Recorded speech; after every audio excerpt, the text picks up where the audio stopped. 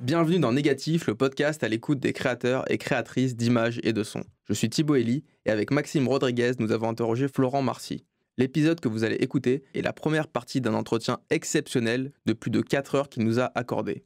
Nous l'avons divisé en 3. D'abord son film en cours de fabrication sur l'intelligence artificielle, la guerre en Syrie et les Gilets jaunes.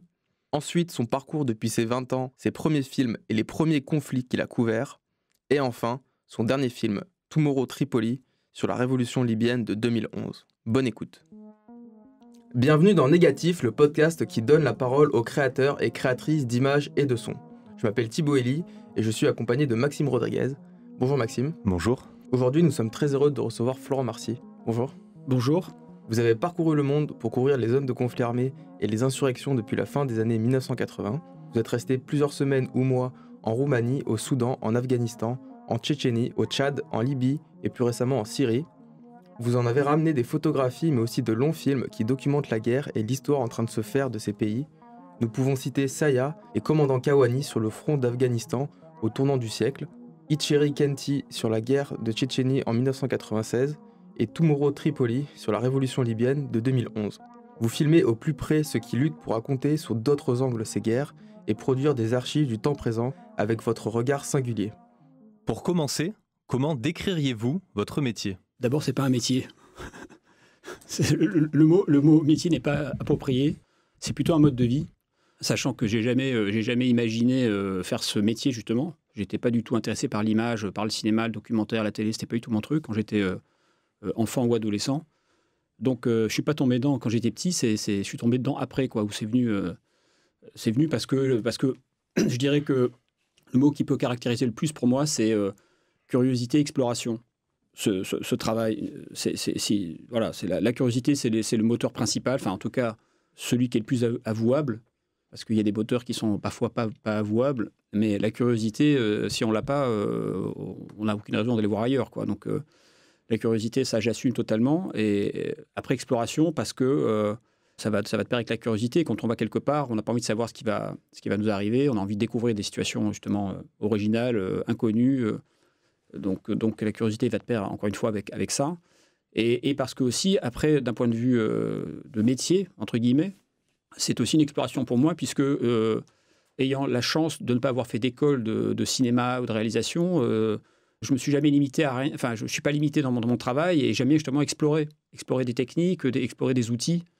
Sans trop d'a priori. Voilà. Donc c'est une exploration permanente parce que les outils dans mon parcours ont énormément évolué. Je suis dans une espèce de génération un peu qui part du pré-Internet, presque la préhistoire pour nous. Et puis Internet apparaît et puis la révolution digitale apparaît en parallèle. Donc c'est vers le milieu des années 90.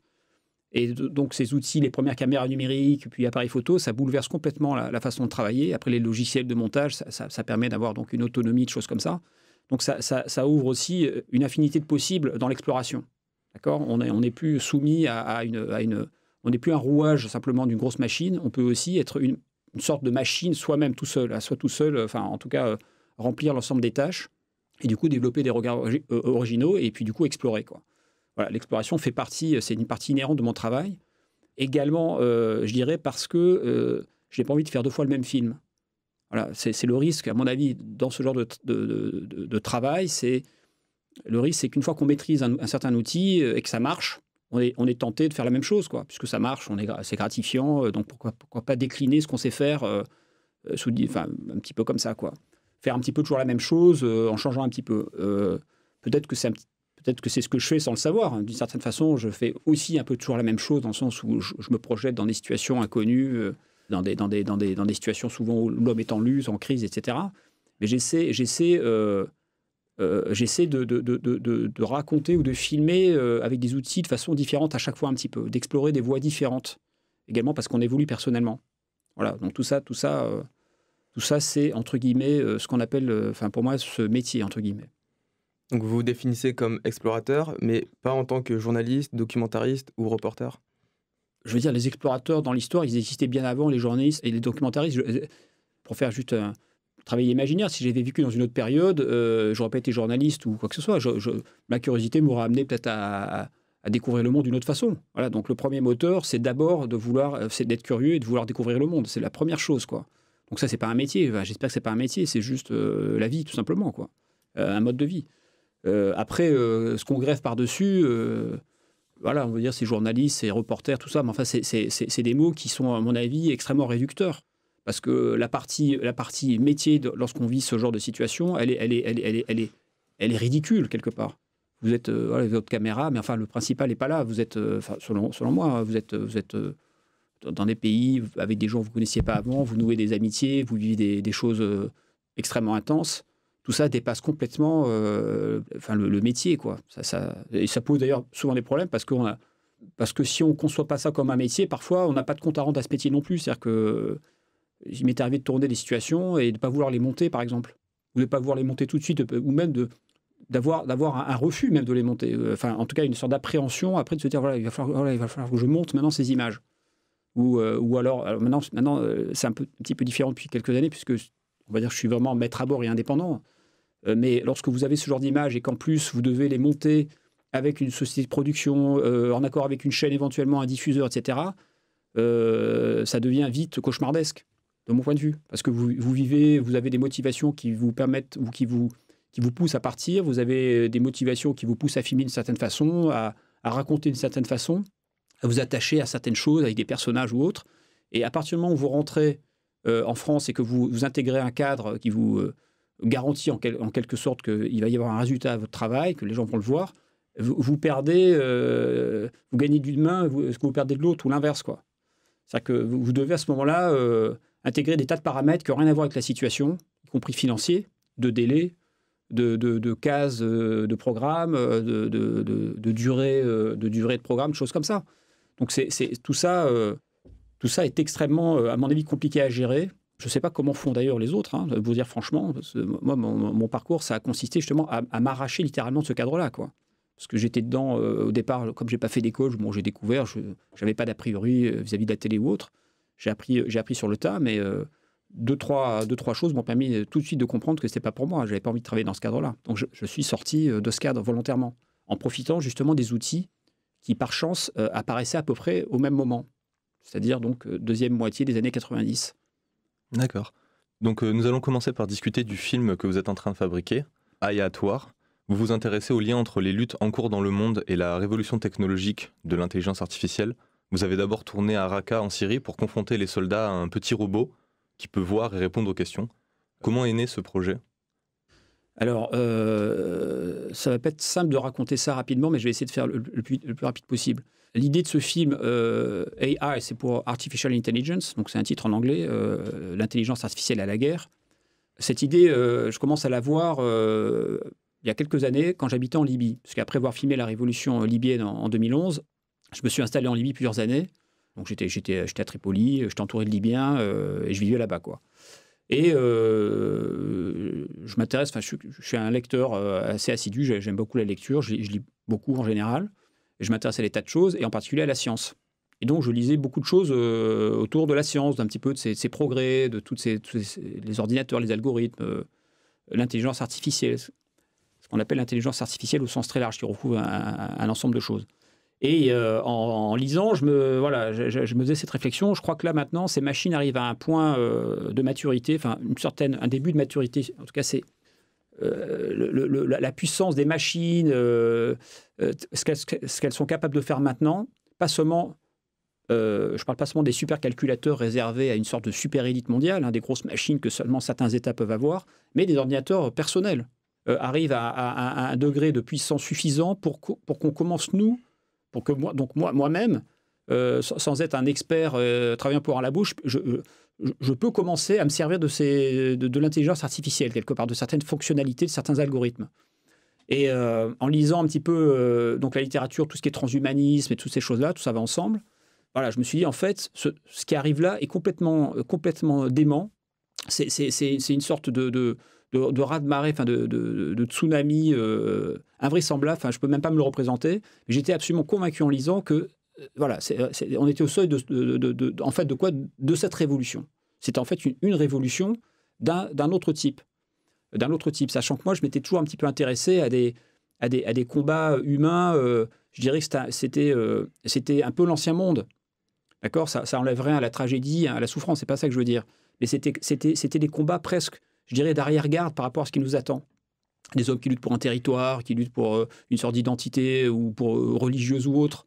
Quand on compare ça à ce qui se déploie depuis quelques années, sous la dénomination intelligence artificielle ou algorithme, il me semblait que ce qui arrivait était plus profond comme révolution, plus totale, universelle, plus universelle, et que ça allait, au fond, modifier le monde de façon plus importante, beaucoup plus importante, de façon même incomparable par rapport à ce que j'avais filmé.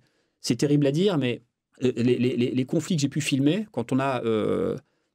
c'est un privilège de prendre de l'âge, parce qu'on a un certain recul sur certaines situations. On revient parfois sur les mêmes lieux 20 ans après, 30 ans après, 25 ans après. Bon, je me dis, alors, la guerre en Bosnie, j'ai un peu travaillé là-bas en 92, au début de la guerre, finalement.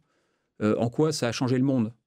D'accord, ça a changé localement, évidemment, le destin de tas de gens. Il y a eu des drames épouvantables, des tragédies sans nom, mais bon, ça n'a pas changé l'orientation du monde. Le Rwanda, c'est une catastrophe absolument épouvantable. 800 000 morts, ou je sais pas, on ne sait pas combien, à 200 000 près, on ne sait pas combien, en quelques semaines. C'est absolument épouvantable. En quoi ça a changé le monde, quelque part? En revanche, le smartphone, ça a changé le monde. L'apparition d'Internet, ça a changé le monde. D'accord, ces technologies-là bouleversent à tous les niveaux, dans toutes les sociétés, partout sur la planète, la façon de vivre, la façon de lier des relations amicales, la façon même de se marier, de rencontrer sa femme, la façon de travailler, la façon de se représenter soi-même, la façon de représenter le monde, la façon de chercher l'information, la façon de réfléchir, la façon de contester le pouvoir, à tous les niveaux. Donc, ce sont des évolutions qui sont au fond beaucoup plus profondes que ces événements que j'avais pu filmer jusqu'à présent. Et donc, j'ai eu envie, quand j'étais en Libye, de faire... je me suis dit très clairement...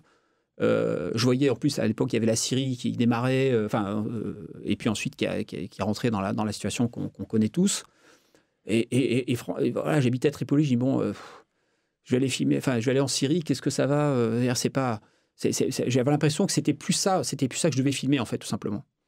Et d'ailleurs, là, au passage, je fais une remarque, c'est que l'État islamique, c'est aussi une créature de la technique, d'accord? Ce qui attend interpeller, voire fasciner un certain nombre de personnes, y compris des gens qui sont allés les retrouver, ça a été aussi l'utilisation des outils technologiques, des réseaux sociaux, des drones, tous ces trucs-là, et du coup, d'une certaine façon, des algorithmes, parce que tout ça repose sur des sous-couches algorithmiques, et également sur ce qu'on appelle l'intelligence artificielle au sens très large. D'accord? Donc cet événement ou cette situation terrible qu'il y avait en Syrie, elle était déjà marquée elle-même, elle est marquée intrinsèquement par la technologie. C'est le paradoxe de l'État islamique, c'est une sorte de Frankenstein, mais un mélange d'archaïsme et de technologie de pointe, quelque part. Donc tout ça, c'est un paradoxe, et en fait, c'est ça notre monde. C'est cette espèce de Frankenstein. On est à la charnière, nous tous.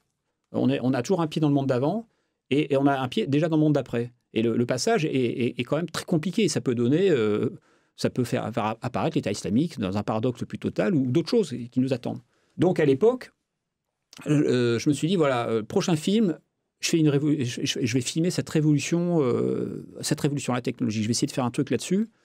En plus, c'était comme j'ai expliqué tout à l'heure, je suis très intéressé par la science quand j'étais étudiant. Enfin, en tout cas, à l'école, j'étais plutôt, moi, scientifique. J'étais maths physique complètement. C'est après que je suis sorti de ces univers-là. Donc, quelque part, il y avait une sorte de boucle pour moi. Je me réintéressais à ces questions-là et j'avais l'idée, j'avais le désir de ramener ces questions un peu sur mon terrain, en revanche. C'est-à-dire, j'avais pas envie de faire un film sur des scientifiques qui me racontent ce que c'est que l'intelligence artificielle. Ça m'intéressait pas trop de faire ça, d'aller, je sais pas, dans la Silicon Valley ou ailleurs, en Chine ou ailleurs, pour faire ce genre d'interview. Ce qui m'intéressait, c'était d'amener plutôt cette révolution dans mon monde, c'est-à-dire sur des terrains de guerre, des terrains que je connaissais, des terrains un peu inattendus. Je voulais télescoper ces univers et voir ce que ça donne, en fait. Un petit peu, toujours dans la recherche aussi, comme j'ai expliqué tout à l'heure, d'essayer d'expérimenter des choses nouvelles, d'être surpris. Ma curiosité me poussait à vouloir faire ça. Et donc, j'ai l'idée à ce moment-là, je me suis dit, il faudrait que je trouve un petit appareil humanoïde qui ressemble à un petit être humain, un petit robot, quoi, humanoïde, et il faudrait que cet appareil puisse parler, je puisse parler avec lui. Alors, ça existait plus ou moins déjà, ce qu'on appelle des agents conversationnels. Il fallait qu'il puisse me répondre, parler, apprendre certaines choses, filmer, etc. Et puis après, je l'emmènerai avec moi et je verrai ce que ça donne. C'est-à-dire que ça m'intéressait aussi d'explorer, de découvrir ce que cette technique était capable de faire et aussi ce qu'elle était capable de provoquer dans l'entourage, sachant que si on a un robot avec soi, que c'est évidemment assez inattendu, forcément, les personnes vont s'arrêter, demander ce que c'est, ça va créer des tas de situations. Et voilà, ce qui m'intéressait, c'était de confronter tout ça, de voir comment l'appareil serait perçu. Et ça a été donc l'idée de départ. Et là-dessus, juste, je reviens un tout petit peu en arrière, parce qu'en Libye, il y avait quelque chose qui m'avait aussi beaucoup frappé. Parfois, vous savez, les décisions se prennent sur des petites choses, sur des détails. Il y a des choses qui enclenchent le passage à l'acte, quelque part. Et c'était quoi? Alors, il se trouve qu'en Libye, la révolution libyenne, elle démarre à la mi-février 2011. Et il y a 3 jours qui sont les 3 jours clés de cette révolution au début, qui sont le 15, 16 et 17 février 2011. On l'appelle en Libye la révolution du 17 février, mais en fait, elle démarre le 15. Donc 15, 16, 17, les 3 jours clés.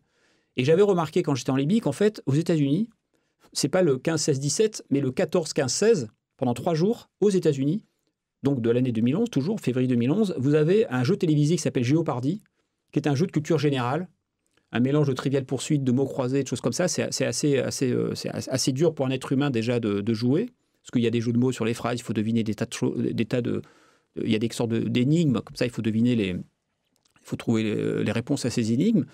Et ce jeu fait s'opposer à l'époque les plus grands champions du Jeopardy américain. Et pendant 3 jours, ces champions affrontent une machine, d'accord, qui s'appelle Watson, qui est en fait une intelligence artificielle développée par IBM. Et Watson écrase en 3 jours ces champions, quoi. Voilà, donc il y avait quelque chose pour moi qui était assez spectaculaire dans la simultanéité, la concomitance entre cette révolution libyenne que je filmais de façon qui était relativement classique, une population soulève, veut renverser un dictateur, prend les armes, et un Watson, une espèce de super ordinateur, entre guillemets, intelligent, en tout cas, on peut dire, qui est une forme d'intelligence artificielle développée par une entreprise de pointe IBM, qui va battre 3 champions américains à un jeu où il faut savoir parler, comprendre la sémantique, faire des recherches sur Internet, etc. Il y a des éléments historiques. Par exemple, on va poser la question... il vole un morceau de pain dans un roman de Victor Hugo, il est condamné au bagne, qui suis-je? Il faut trouver Jean Valjean, par exemple. C'est pas évident pour un Watson d'arriver à comprendre la phrase Victor Hugo, un morceau de pain, etc., puis de aller chercher sur Internet ou ailleurs l'information. C'est ce type de performance dont était capable à ce moment-là Watson. Évidemment, Watson a beaucoup progressé depuis encore. Donc ça a été pour moi un moment déterminant. C'est un détail pour... je ne sais pas si des gens ont remarqué ce genre de concomitance en dehors de moi, j'en sais rien, mais en tout cas, pour moi, c'était quelque chose d'important. Donc, à partir de là, j'ai commencé à mûrir cette idée en cherchant, de toute façon, je ne savais pas trop où aller, quoi. Je ne savais même pas si la machine existait. Est-ce que j'allais trouver un petit appareil, un petit robot capable, s'il fallait que le robot ne soit pas lourd, parce que sinon, il fallait que je le transporte, il fallait qu'il ait une certaine autonomie, il fallait des tas de choses. J'avais aucune idée. Ce robot n'est pas vendu dans le commerce. Et donc, après, en rentrant en France, au bout de quelques années, je suis revenu habiter en France. Et à ce moment-là, j'ai commencé à m'imprégner de tout ça en allant voir des conférences, des salons sur la technologie. On ne sait pas, il faut chercher. Je sais pas, c'est pas balisé, j'ai pas d'endroit. Et en fait, à un moment donné, je finis par contacter. Je rencontre différentes personnalités, des chercheurs qui me prennent un peu pour un farfelu en disant, mais attendez, votre truc là, ça n'existe pas. Vous savez, il ne faut pas croire ce que disent les médias. On n'en est pas du tout là. Aucun appareil n'est capable de faire ce que vous souhaitez faire.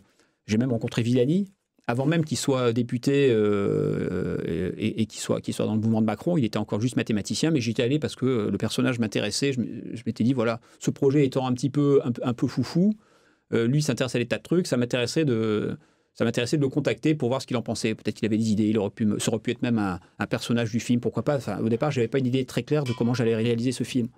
Et d'ailleurs, il était intrigué par l'idée. Enfin, toujours est-il que j'ai fini à un moment donné par trouver cet appareil-là. C'était dans un salon qui était à Paris, en fait. Et ce qui est assez drôle, c'est que j'avais rendez-vous dans ce salon, en fait, avec IBM.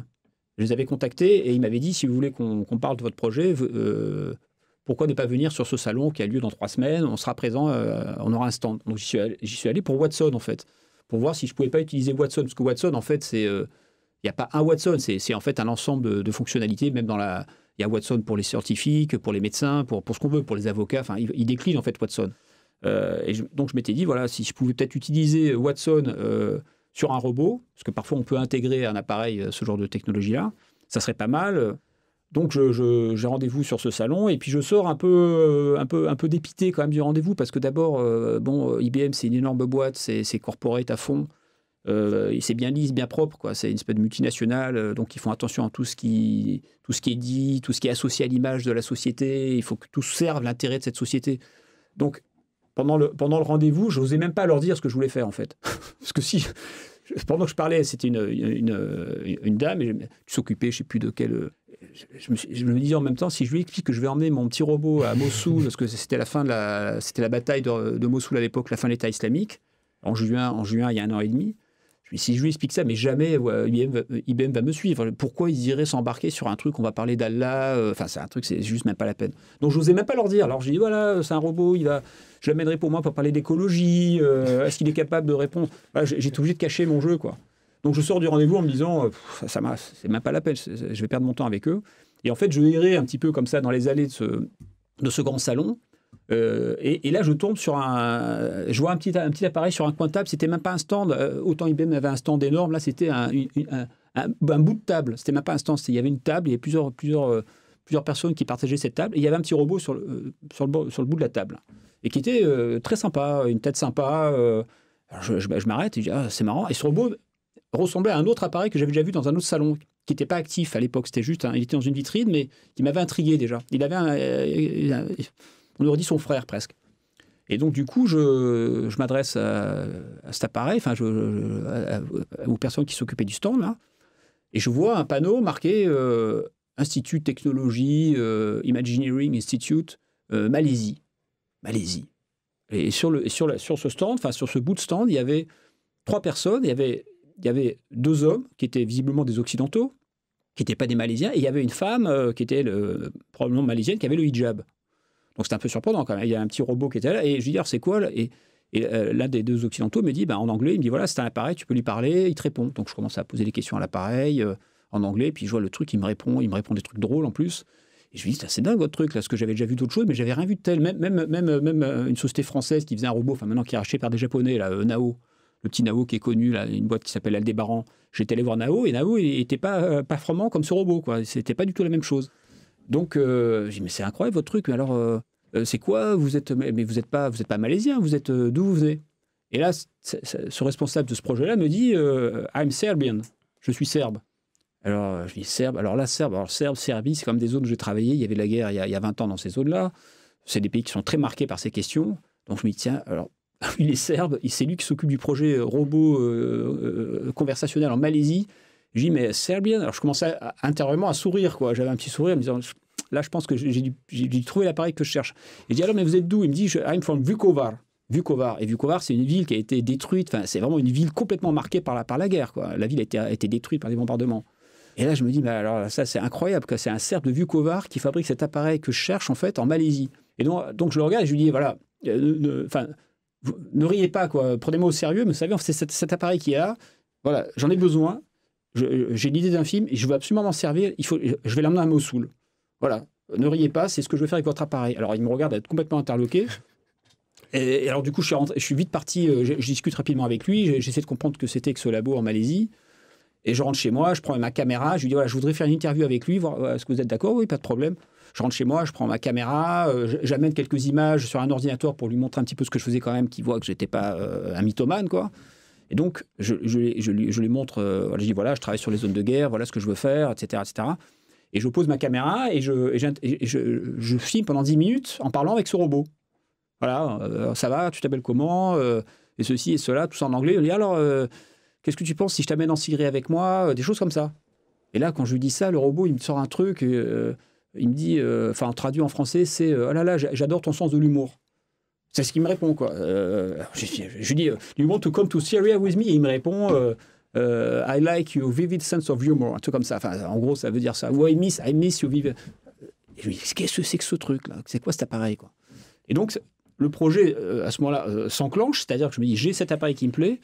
Il ne restait plus qu'à persuader le labo en Malaisie, parce que c'était pas Sacha, c'est un docteur, enfin, c'est un spécialiste d'intelligence artificielle, quoi, de programmation, de choses comme ça. Sacha, qui est devenu par ailleurs après un copain, c'est pas lui qui avait le pouvoir de décider. Est-ce que je pouvais prendre l'appareil? Il m'a dit, il faut que tu en parles avec Adrien. Alors, c'est qui Adrien? Adrien, c'était en fait un métis chinois-grec qui était le fondateur de ce labo en Malaisie et qui était celui qui avait donc lancé ce labo puis le projet autour. Il m'a dit, c'est lui, il faut que tu vois. Ça peut l'intéresser. Bon. Et du coup, je suis parti en Malaisie. Je lui ai dit, la meilleure solution, c'est que j'aille carrément en Malaisie, je vais aller voir Adrien, puis je vais lui expliquer ce que je veux faire. Donc, j'ai pris un billet d'avion dans la foulée. Et je suis parti en Malaisie voir ce labo, quoi. Et donc, j'arrive en Malaisie. Alors, la Malaisie, vous voyez, c'est pas la Chine, c'est pas la Silicon Valley, c'est pas ce genre de pays où on attend des labos de recherche en intelligence artificielle. Et en fait, là, c'était dans un endroit complètement improbable. C'est même pas dans une grande ville. C'est presque entouré d'arbres. Vous avez des palmiers autour, dans un endroit au milieu de nulle part, dans le sud du pays. Mais en revanche, c'est face à Singapour. À 15 km en face, vous voyez Singapour, la nuit. Et donc, ce petit labo s'est créé là, et il y a une sorte d'effervescence, des gens du monde entier dans ce labo, pas du tout des gens qu'on attend dans ces domaines de recherche. Vous avez des gens qui sont du Nigeria, du Yémen, d'Iran, du Soudan, du Tchad, du Pakistan. Donc, pas du tout les labos type occidentaux avec un Allemand, un Français ou un Américain. Un truc complètement différent. Donc, ça m'intéressait encore plus. Parce que c'est ça ce qui se passe aujourd'hui là-dedans. C'est mondial, c'est pas juste la Silicon Valley, c'est dans des tas d'endroits. Et du coup, en 15 minutes, je dirais montrant même, peut-être même en 10 minutes, je persuade Adrien qu'en fait, ce projet de film, c'est super, etc. Il me dit, OK, moi, votre truc, ça m'intéresse, on vous prête l'appareil, vous pouvez le prendre. Voilà. Ils avaient 2 robots comme ça, et j'en prends un, quoi.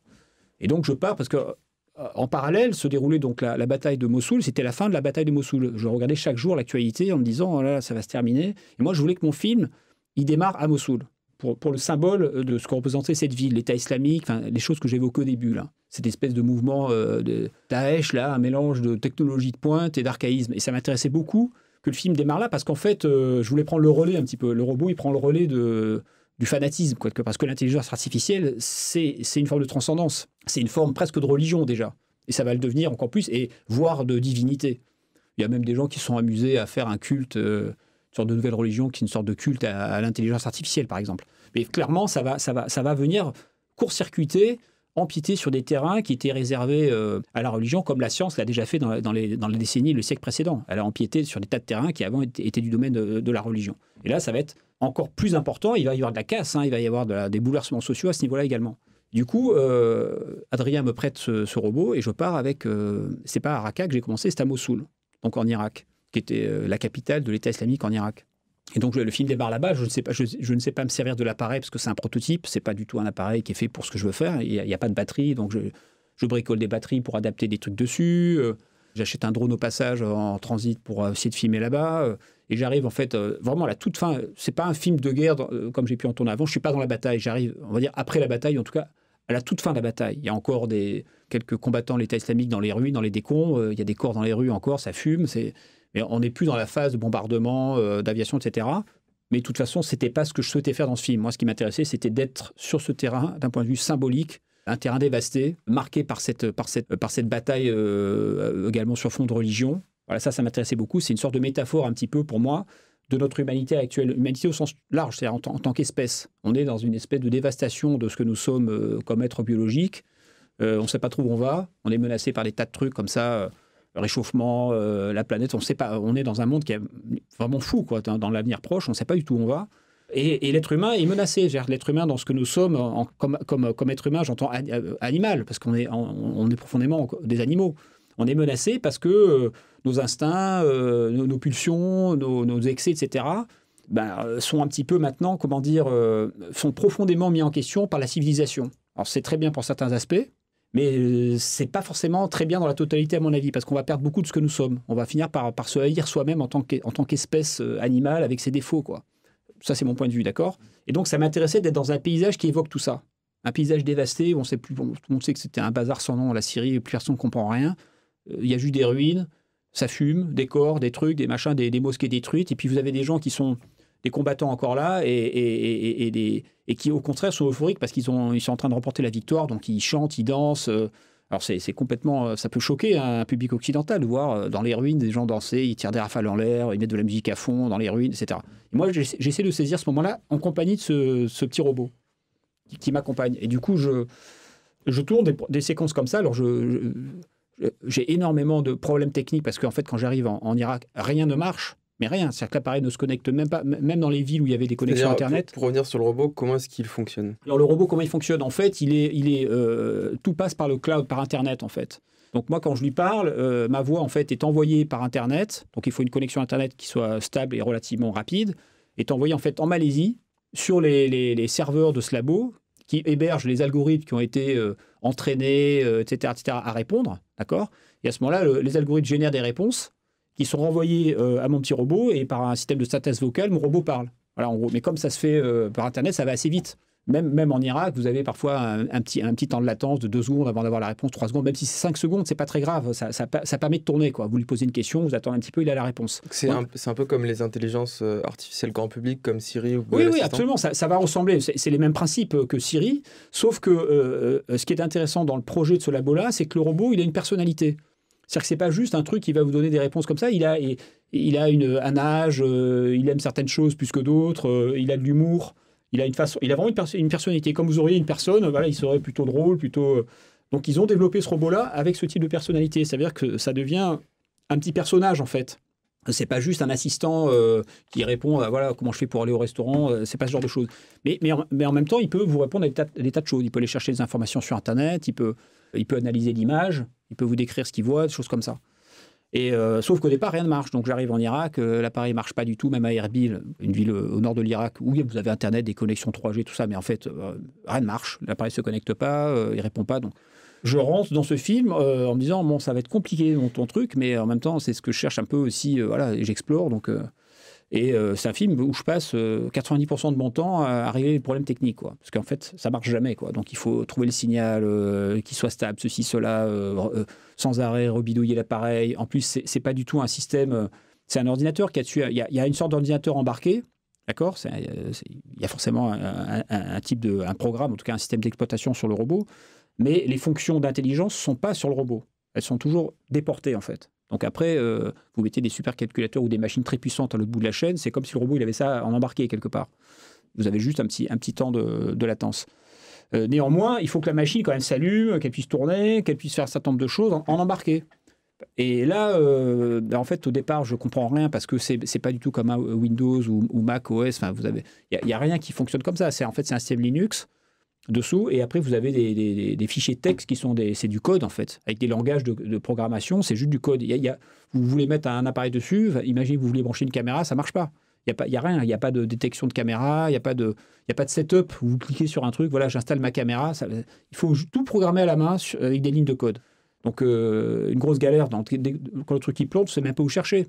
Pourquoi il ne se connecte pas, j'en sais rien. Alors voilà, au départ, j'appelle en Malaisie. Alors il me dit, alors tu fais / underscore, tel truc, telle fonction, tu les appelles des espèces de séries de mots comme ça, des hiéroglyphes. Tu comprends, tu sais pas pourquoi ça marche ou pas. Tout ça avec des connexions mauvaises, avec des calages horaires, avec tout ça. Enfin, je vous laisse imaginer. C'était quand même assez fou. Mais bon, finalement, je finis par activer cet appareil à Mossoul. J'arrive à le connecter en cherchant des signaux à certains endroits la nuit, les machins, en essayant de trouver certaines petites connexions. Et donc, j'arrive à tourner des scènes en situation, quoi, dans les ruines de Mossoul avec cet appareil-là. Et à la suite de ça, je suis retourné en Malaisie, j'ai fait des choses avec eux là-bas. On a essayé d'améliorer un petit peu l'appareil. Et puis moi-même, je suis devenu codeur. Enfin, je me suis mis au code, en fait. Parce que le labo n'avait pas le temps forcément de faire ce que je souhaitais faire, quoi. Il fallait mettre des équipes qui travaillent pendant des semaines, parce que c'est long, tout ça. Le code, c'est vraiment long. Il faut tout tester. Donc, c'est très long. Et en plus, c'est très segmenté, l'intelligence artificielle. Vous avez des gens très compétents sur par exemple, la partie sémantique, le langage, l'analyse du langage, et vous en avez d'autres qui sont compétents sur, mettons, les cerveaux moteurs, comment vous faites bouger les bras ou le reste, d'autres qui vont être compétents sur la partie d'image, la partie visuelle, et en fait, dans ce labo, ils n'étaient pas très forts sur la partie image, par exemple, c'était pas leur truc. Enfin, il y a un moment donné, je me suis dit, non, c'est pas possible, il va falloir rajouter d'autres fonctions, il faut que le robot il puisse répondre à ma voix quand je lui demande de filmer à tel endroit ou tel endroit, et j'ai pas eu d'autre solution que de faire moi-même. Donc, au bout d'un moment, je suis rentré en France et puis j'ai démonté l'appareil. J'ai essayé de regarder ce qu'il y avait dedans. Et puis, j'ai commencé à changer les composants à l'intérieur. Là, j'ai changé la caméra, j'ai changé des tas de trucs. Et j'ai commencé à coder moi-même pour créer des fonctions supplémentaires. Donc ça m'a pris un certain temps parce qu'au départ, on ne comprend strictement rien. Et en même temps, c'est une étape, à mon avis, d'abord qui était indispensable pour moi et qui, au fond, est passionnante parce que c'est seulement lorsqu'on se met un petit peu soi-même dans ce genre d'univers-là, j'entends qu'on passe du temps à coder, qu'on commence à comprendre ou en tout cas à percevoir mieux ce qui est en train de se jouer au niveau mondial, quoi. D'accord ? Parce que vraiment, il y a une très grande différence entre celui qui utilise une technologie du type smartphone et celui qui la fabrique et qui code. Celui qui utilise, il ne se rend absolument pas compte de ce qu'il y a derrière, des enjeux, de comment ça marche. Il ne comprend même pas comment ça marche. Il a un appareil, il trouve ça génial. Il y a un côté magique un peu, on ne sait pas ce qu'il y a dedans. Mais quand vous êtes de l'autre côté, vous mesurez des tas d'autres choses, quoi. Et vous comprenez aussi, encore une fois, les enjeux planétaires de ce qui est en train de se jouer au niveau des concurrences entre les pays, au niveau de la façon dont ces outils sont intrusifs ou pas. Aussi les problèmes qui se posent sur le code, c'est-à-dire que vous avez des tas de gens qui créent des algorithmes, donc des espèces de fonctions comme ça, un peu mathématiques, destinées à remplir certaines tâches, pour dire les choses sommairement. Mais vous avez beaucoup de programmeurs qui, soit ne comprennent même plus ce qu'est capable de faire leur programme, parce qu'il y a des programmes qui évoluent, et des programmes très complexes, vous avez des programmes dans lesquels vous avez des milliards de lignes de code, par exemple. Et on a un stade maintenant où vous avez des tas de programmes que vous n'êtes même plus capable de comprendre. Vous mettez un spécialiste, vous lui montrez le code, il n'a même pas le temps de regarder ce qu'il y a dedans, tellement il y a de lignes, quoi. Donc on arrive à un stade où on est même plus capable, en tant qu'être humain, de maîtriser complètement. On est capable de programmer de façon collective un certain nombre de choses, mais vous heurtez une sorte de plafond de verre, quoi. D'accord ? Et c'est le stade actuel qui pose des tas de problèmes, parce qu'il y a même des mathématiciens qui s'inquiètent de ça, par exemple. Ils disent, mais qui va vérifier nos algorithmes ? Par exemple, ils programment un algorithme capable de faire une certaine tâche de façon très performante. Ces algorithmes ont une fonction, une capacité d'évoluer, de s'améliorer en quelque sorte. Donc vous avez une génération 1, une génération 2, une génération 3 de votre algorithme, voire une génération 250 000, parce que ça tourne sur des grosses machines.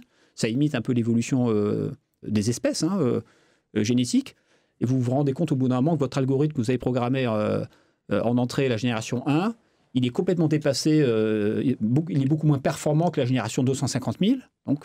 Et là, vous avez des personnes, des programmeurs, ok, ils constatent que l'algorithme est plus performant, mais si vous lui demandez pourquoi, en fait, il ne sait même plus pourquoi. C'est-à-dire que si vous lui montrez les codes qui ont évolué à l'intérieur, comment de son code génération 1, on arrive à un code génération 250 000 avec des aléas qui ont été générés et des fonctions qui se sont modifiées à l'intérieur, il arrive un moment où même le programmeur ne sait plus pourquoi l'algorithme est plus performant. D'accord ? Donc il perd la main. Donc là, c'est quand même un problème, parce que quelque part, le principe est là, c'est-à-dire que la machine vous échappe déjà.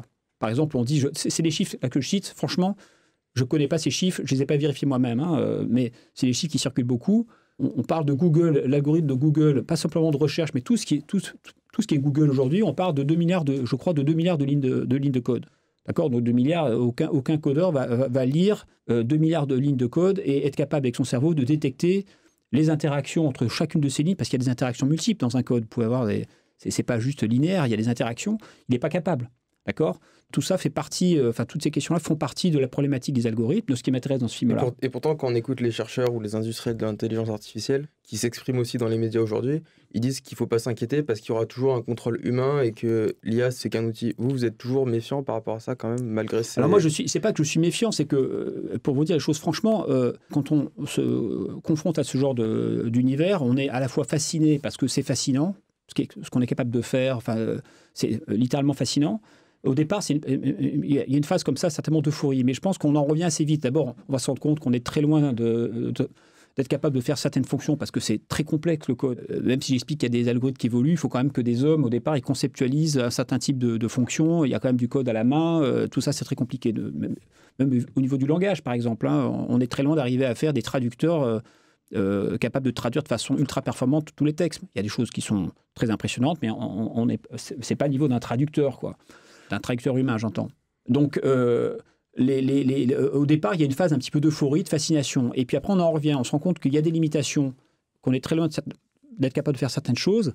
Et en même temps, moi, j'en suis absolument convaincu maintenant. Je pense que l'être humain, il perd complètement la main sur ce qui se passe.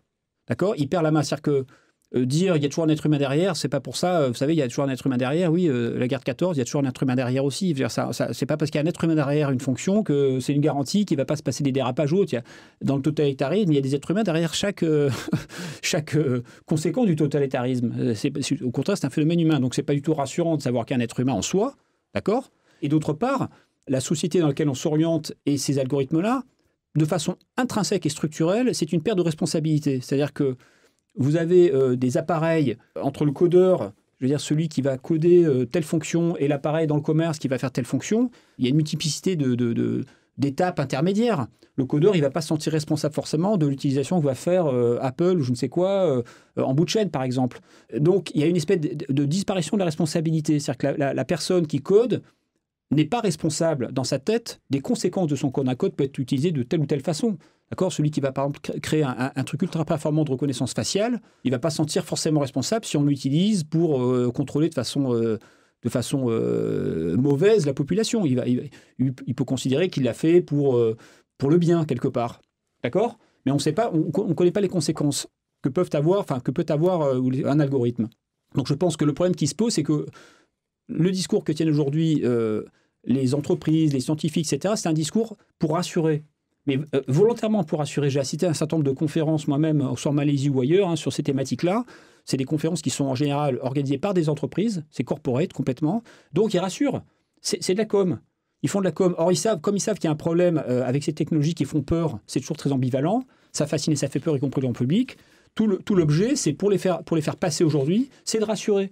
Donc on va vous vendre toujours les mêmes trucs. Oui, regardez, pour la science, grâce à ça, on va détecter les cancers, on aura moins d'accidents pour les voitures parce que, etc., ce sera automatisé. On trouve toujours un peu les mêmes exemples et qui sont faits pour rassurer. Mais ce qu'il y a à côté, le pendant, c'est que c'est intrinsèquement un problème très grave. C'est-à-dire que vous avez... C'est pas facile d'aborder ça comme ça en 3 minutes, mais si vous regardez dans l'histoire récente, il y a des tas d'analyses qui ont été faites. Alors je vais me référer, on va pas faire le point Godwin, mais on se réfère à des moments clés de nos civilisations, en particulier occidentales, donc Seconde Guerre mondiale, Première Guerre mondiale, Seconde Guerre mondiale, tous les dérapages qu'on peut y avoir à ce moment-là, tous les totalitarismes. Et il a été mis en évidence à des tas de reprises. Je veux dire, tout ça, c'est analysé, que les problèmes qui se posaient dans ces sociétés-là, notamment, c'était que c'était des sociétés avec beaucoup de bureaucratie, et il y avait des rouages. Les hommes étaient des rouages. Donc vous avez quelqu'un qui participait à un crime épouvantable, une machine de mort. Il n'était qu'un rouage. Profil type, Eichmann, lui, il considérait dans sa psychologie, moi, je ne suis pas responsable. Moi, j'appliquais les ordres. J'appliquais les ordres pour mon pays, on me donnait les ordres, je n'avais pas le choix. Donc pourquoi je serais responsable des conséquences ultimes de mes ordres ? Donc c'est une façon de se défendre psychologiquement que de se mettre dans cette position d'être un rouage et donc de ne pas être responsable de l'ensemble de l'opération. D'accord ? Ça, c'était il y a 70 ans, par exemple, ou 80 ans, au siècle dernier. Et ce qu'on a là maintenant, l'algorithme, c'est vraiment ce système de responsabilisation appliqué à l'ensemble du monde. C'est-à-dire que vous avez des sortes d'automates qui vont prendre des décisions, qui vont conditionner vos vies pour les études, dans quelle fac, Parcoursup, dans quelle fac est-ce que je vais aller m'inscrire ou pas. Vous allez avoir ça avec votre banque, vous voulez faire un crédit, un emprunt. C'est les algorithmes qui vont chercher si vous rentrez dans les catégories de gens fiables ou pas. Vous n'avez même pas idée, en fait, de l'ensemble de vos conditions d'existence qui vont être déterminées par des algorithmes. D'accord ? Si vous n'êtes pas d'accord à un moment donné avec ça, ou si vous estimez que c'est injuste, vous allez faire quoi ? Vous allez vous retourner vers l'algorithme ? Vous allez porter plainte contre l'algorithme ? Vous n'allez même pas comprendre ce qui s'est passé dans le processus qui a fait que vous avez été... on a pris telle décision pour vous, par exemple. Vous n'avez même pas quelqu'un auprès de qui discuter. Je dirais dans une bureaucratie, même la pire des bureaucraties, vous avez encore des gens dans des bureaux, quelque part. Dans le monde de Kafka, il y a encore des hommes. Mais dans le monde de l'algorithme, l'homme, il n'a même plus sa place réellement. À la limite, le programmeur, il a peut-être programmé il y a 5 ans, vous ne savez même pas qui c'est, vous n'aurez même pas de possibilité de savoir qui était celui qui a décidé ou qui a orienté tel algorithme. Puis les algorithmes, ils se mélangent les uns les autres. Il peut y avoir une partie de tel homme. Donc, intrinsèquement, la personne... l'algorithme va enclencher, je dirais mécaniquement, une déresponsabilisation de l'humain, tout simplement, vis-à-vis des conséquences de ses actes. Et c'est d'ailleurs aussi un élément accélérateur du phénomène. Lorsque les hommes ne se sentent pas responsables, parce que c'est déjà le cas, alors ils collaborent plus facilement. Vous avez aujourd'hui, par exemple, vous prenez la finance internationale, qu'on appelle aujourd'hui le high frequency trading, la finance à haute fréquence. Ça fait des années, plus de 10 ans qu'aux États-Unis, une très grande partie de la finance, parfois on dit même les 2/3, les chiffres sont débattus. Vous croyez que ce sont encore des traders qui, à la main, appuient sur des boutons pour acheter et revendre sur les marchés ? C'est pas comme ça que ça se passe. Ce sont des algorithmes ultra spécialisés, créés par des mathématiciens qui sortent des meilleures écoles du monde, qui sont achetés à prix d'or par les entreprises derrière, qui font ce genre de spéculation. Et ces algorithmes sont sur les marchés, observent, il y a plein de machines comme ça qui sont en connexion les unes avec les autres, et en fait achètent et revendent à la vitesse de la lumière, littéralement. C'est-à-dire qu'en une seconde, vous avez 10 000 achats d'ordre et de revente qui sont effectués par des machines. C'est un enchevêtrement incompréhensible, d'accord, pour l'être humain. On est complètement perdu face à ça, et c'est pourtant ce qui marche. C'est ce qui fait aujourd'hui, c'est ce qui marche c'est comme ça que les gens gagnent de l'argent. Il y a des entreprises qui gagnent de l'argent juste avec ce genre d'algorithme-là. Donc, ce genre de machine-là, par définition, il n'y a pas de responsabilité. Quand vous avez un crack, parce que ça arrive qu'il y ait des mini-cracks liés à ce genre d'appareil-là, on soupçonne certains mini-cracks d'être liés à ce genre de système-là, justement, de machine, vous ne trouverez jamais de responsable. Vous ne trouverez pas de responsable. Et pourtant, le crack, il a des conséquences derrière sur l'emploi éventuellement, sur la vie concrète d'un certain nombre d'êtres humains, voire d'un très grand nombre d'êtres humains. Et regardez déjà la crise de 2008 avec les banques. À l'époque, il y a combien de responsables qui ont été vraiment mis en prison, etc. Il y a quasiment rien, quoi. Donc l'algorithme, au-delà du discours marketing qu'on entend, des entreprises qui ont tout intérêt à vendre leur appareil, quoi, compétences, c'est, moi, de mon point de vue, une société qui va absolument déresponsabiliser l'être humain à tous les niveaux et qui va donc créer d'énormes problèmes. Parce que quand on aura donc les dérapages, on ne saura pas qui est responsable, on va perdre cette capacité d'avoir une responsabilité. Ça s'applique également en zone de guerre où vous êtes allé ? C'est déjà le cas. Bien sûr que ça s'applique. Si vous regardez par exemple les drones actuellement, alors on va dire, il ne faut pas tout mélanger, l'intelligence artificielle, machin. C'est vrai que c'est très débattu. Qu'est-ce que l'intelligence artificielle ? C'est au sens vraiment large. C'est tout ce qui est algorithmique qui remplit certaines fonctionnalités qu'on va dire intelligentes, réservées plus ou moins au cerveau humain jusqu'à présent, quoi, d'une certaine façon. Mais vous prenez, par exemple, les drones. D'accord, ça fait des années qu'on utilise, je parle des drones tueurs, je ne parle pas des drones tels que ceux que j'utilise pour faire des images. Mais le drone qui est utilisé en Afghanistan, notamment depuis des années, d'accord, ou au Moyen-Orient, pour tuer comme ça des cibles, le problème qui se pose, c'est que celui qui donne l'ordre de bombarder, il est même plus dans le drone, quoi. C'est même plus le pilote. Déjà, le pilote, on sait que le pilote qui largue sa bombe, si vous voulez... on va prendre un exemple. Imaginez que vous ayez un pilote d'avion de la Seconde Guerre mondiale qui largue sa bombe sur une ville et sa bombe, elle tombe, elle fait 2000 morts. D'accord ? Le pilote, il appuie sur son bouton, il largue sa bombe, il fait 2000 morts. Il rentre chez lui, c'est un héros. Grâce à lui, il y a eu la bombe qui a atteint son objectif. Est-ce que vous pensez que cet homme-là, si on lui donne un couteau avec ses 2000 victimes avant qu'elles soient tuées, en lui disant voilà, tu as le couteau, tu fais ce que tu veux, elles sont incapables de se défendre, on va te demander de les égorger. Cet homme-là ne pourrait pas tuer 2000 personnes, il ne le ferait pas. C'est-à-dire que s'il était lui responsable de son acte, il se sentait responsable au contact donc, de la réalité, il serait incapable d'égorger, à part le psychopathe, personne ne le ferait, quoi. Alors qu'un pilote peut être un mec super à côté, on boit des cafés avec lui, il est drôle, tout ce qu'on veut, il est sensible, il a une femme, des enfants, mais il appuie sur un bouton, il fait 2000 morts. Voilà. Donc ce que vous avez, ça c'était il y a quelques décennies. Maintenant, avec les algorithmes, c'est encore pire ce qu'on a. Le pilote, il n'y a même pas de pilote dans l'avion. Le drone, il n'y a pas d'homme dans l'appareil. C'est quelqu'un qui va être situé, on a tous vu ces images ou des films qui racontent ça. C'est quelqu'un qui est aux États-Unis, dans un désert, je ne sais où, là, qui travaille pour l'armée, il est face à des écrans d'ordinateur et il a des cibles comme ça qui apparaissent et des évaluations. Puis il reçoit de des appels de supérieurs qui disent voilà, allez-y, autorisation de tuer, etc. Voilà. Quand vous faites ça, vous perdez toute responsabilité sur l'acte, quoi. C'est structurellement un processus qui déresponsabilise. Or, on est dans un monde où, au contraire, il faut qu'on soit tous responsables. Il faut qu'on se sente, en tout cas, tous responsables de façon croissante, parce qu'on est une collectivité. Là, je ne parle même pas d'histoire de guerre, je parle de climat, par exemple. Si on ne se sent pas responsable à son niveau, si on ne se force pas à se sentir responsable, on a toutes les raisons de ne pas être responsable. Est-ce que moi, quand je balance un sac plastique dans la rue, j'ai l'impression de polluer la planète ou l'océan ou de tuer la baleine qui va manger mon sac plastique? Non, parce qu'entre ce sac-là et la conséquence de la baleine, il y a une multiplicité d'étapes qui font que je ne me sens pas responsable. C'est pas pourquoi mon sac, ça ne va rien changer. C'est la goutte d'eau. En quoi la goutte d'eau dans l'océan va être... D'accord ? Donc on est naturellement, je dirais, dans un sentiment d'irresponsabilité face à nos actes. Or, il y a des conséquences à chacun de nos actes. Donc il faut qu'on contrecarre la loi de la nature, parce que c'est notre cerveau qui marche comme ça, hein, on n'y est pour rien. On ne se sent pas responsable lorsqu'on n'est pas lié directement, physiquement, aux conséquences de ces actes, quelque part. Lorsqu'on ne visualise pas l'ensemble des étapes jusqu'à ces conséquences-là, on ne se sent pas responsable. Donc, on se trouve dans un paradoxe, on est dans un monde où il faut, quelque part, endosser sa responsabilité au-delà de la loi, c'est-à-dire qu'il faut, même si la loi vous autorise à... il ne faut pas le faire quand même, il faut s'imposer une forme de responsabilité, une sorte de rigueur de la responsabilité, ce qui est très dur. Et en même temps, on arrive dans une société, c'était déjà le cas avant, c'était à l'origine de beaucoup de catastrophes de nos sociétés occidentales dans les conflits mondiaux, on se rend vers des sociétés qui, par l'organisation même qu'elles ont maintenant, déresponsabilisent. D'accord ? Et les algorithmes vont rajouter une couche encore par-dessus.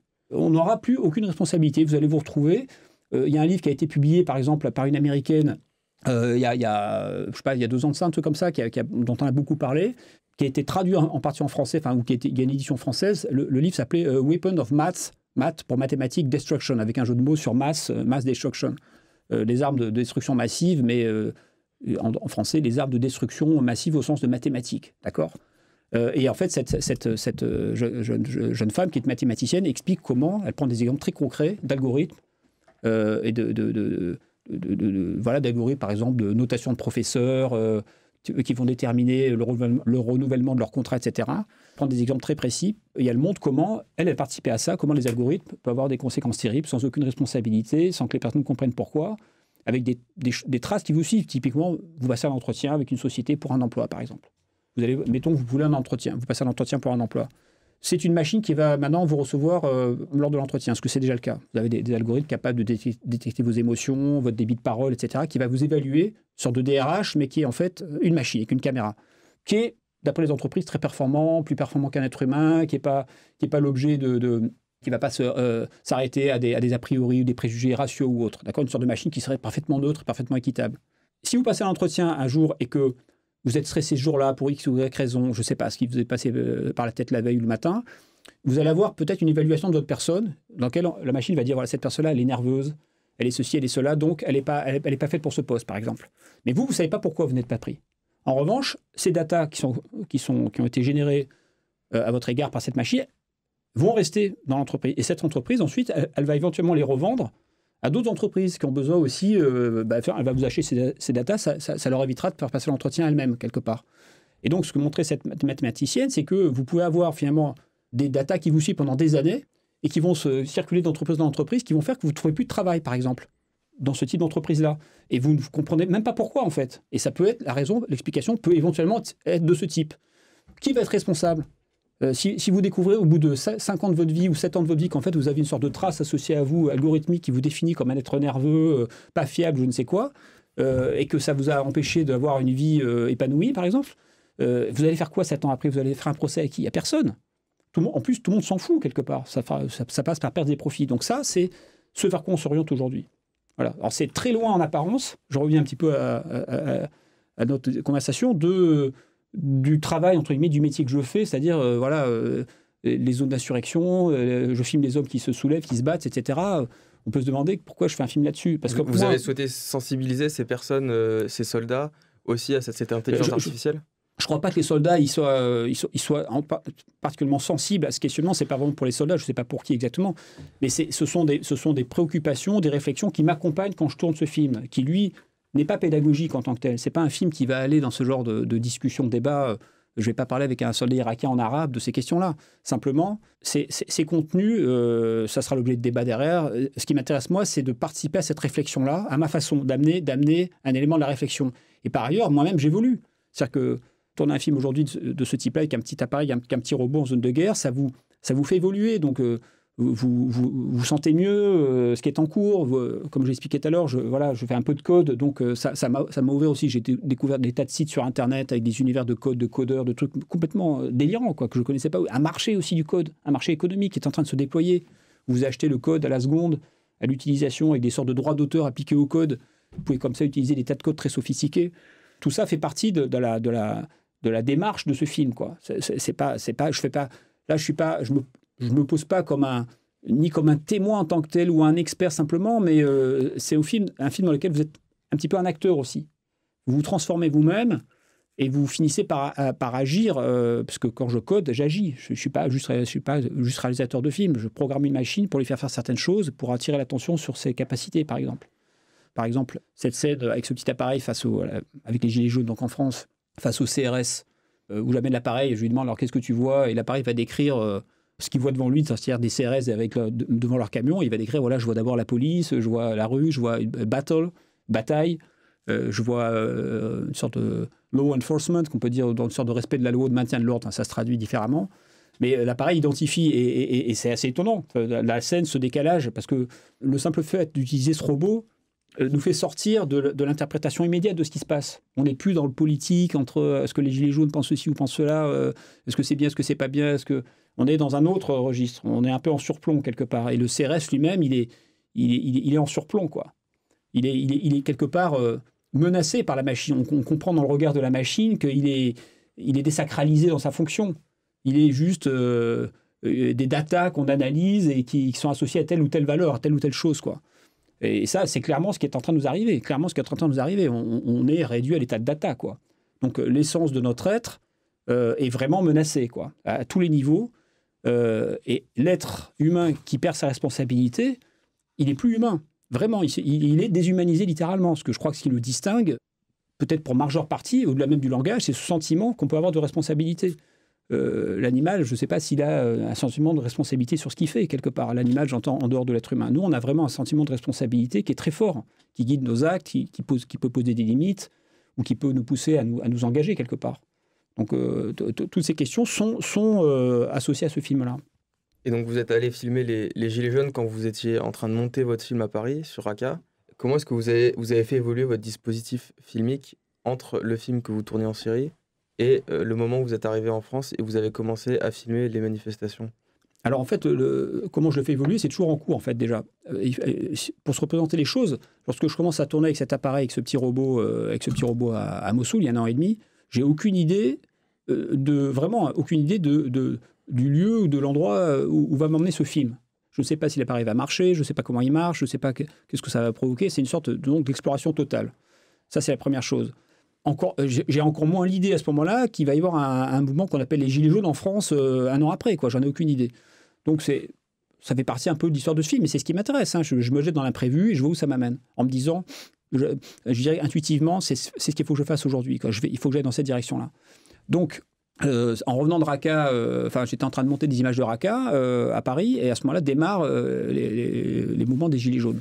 Donc évidemment, j'étais un petit peu en train de me demander c'est quoi d'abord ce mouvement. Alors au départ, je n'ai pas forcément suivi très près l'histoire de taxes, ça ne me parlait pas beaucoup. Mais l'acte 2, l'acte 3, enfin ce qu'on appelle maintenant l'acte 2, l'acte 3, je me dis quand même, il y a un truc là, c'est bizarre ce truc, c'est quoi ce mouvement? Il faut que j'aille voir, il faut que j'aille filmer, quoi. Donc je pars filmer l'acte 4, c'est début décembre, la semaine qui a suivi la mise à sac de l'Arc de Triomphe, là. Parce que là, déjà, c'était des scènes inédites en France. Enfin, voilà, je me suis demandé qu'est-ce qui s'est passé. J'étais passé complètement à côté la semaine d'avant, quoi. Donc, je pars filmer et là, je me dis 2 choses. Mais d'abord, c'est de l'histoire, donc je filme de l'histoire parce que c'est l'histoire. Je dois filmer l'histoire qui est à ma porte. Elle est là, donc je filme. Et en arrivant sur les manifestations, j'ai tout de suite la perception que c'est vraiment de l'histoire. C'est-à-dire que il m'a fallu 45 secondes sur les Champs-Élysées pour comprendre qu'il y avait un truc tout à fait inédit dans ce que je voyais. J'avais déjà filmé des manifestations en France. Je suis français quand même depuis un certain temps. J'avais jamais senti cette atmosphère-là. Dans cette atmosphère très particulière, moi, faisait écho à d'autres situations que j'avais pu filmer ailleurs. Vous voyez, c'est dans l'air, quoi. Dans l'énergie qui circule, le regard des gens, la détermination. Presque un début de révolution. Oui, c'est vraiment une atmosphère typiquement insurrectionnelle. C'est-à-dire des gens qui sont déterminés, qui sont sûrs d'être dans leurs droits, mais qui sont aussi déterminés. C'est pas juste des slogans, quoi. Justement, il n'y a pas de syndicats, il n'y a pas tout ça derrière. Donc c'est des gens, en plus des gens de la France entière, la France profonde, qui se déplacent à Paris, qui sont sur les champs. C'est quelque chose au niveau symbolique qui est extrêmement fort. Bon, ça, c'est mon sentiment qui était subjectif à l'époque. C'était comme ça que je percevais la situation. Donc là, je me dis, 1, je vais filmer ce qui se passe là, d'accord, parce que c'est de l'histoire, je filme.